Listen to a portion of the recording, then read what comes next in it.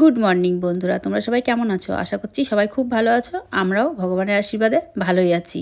সকালবেলা বেরোলাম পুজো দিতে যাবো জন্য আমাদের আনন্দময়ী মায়ের কাছে। বেরিয়েই দেখলাম চাকাটা লিক হয়ে গেছে, নাকি হাওয়া চলে গেছে জানি না।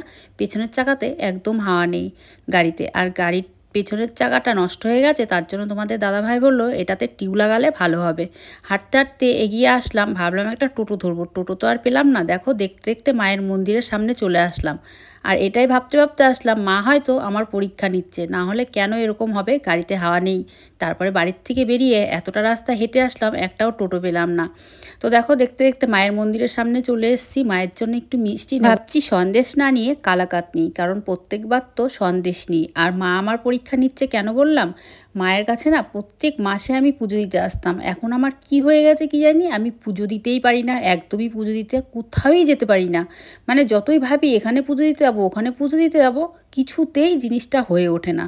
তো আজকে আমি ভেবেছিলাম পুজো দিতে আসবো, ভাবা যেমন তেমন কাজ। মায়ের কাছে আমি আজকে চলেই এসেছি। আর জানো তো, এই আনন্দময়ী মা অনেক জাগ্রত।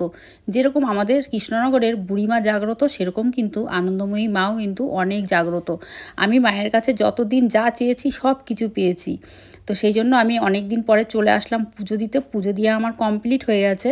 এই যে তোমাদের দাদাভাই গাড়িতে টিউব লাগিয়ে দিয়ে ও চলে এসছে আমাকে নিতে। এই যে এখন আমরা যাচ্ছি বাড়ির দিকে। পুজো দিয়ে বাড়িতে এসে এই যে সয়াবিনের তরকারি রান্না করেছি, নিরামিষ, খেতে বসে পড়েছি। তোমাদের ভিডিওটা কেমন লাগলো অবশ্যই কমেন্ট করে জানিও। আজকের মতো টাটা, সবাই খুব ভালো থেকো। আবার দেখা হচ্ছে পরবর্তী একটা ভিডিওতে। আজকের মতো টাটা।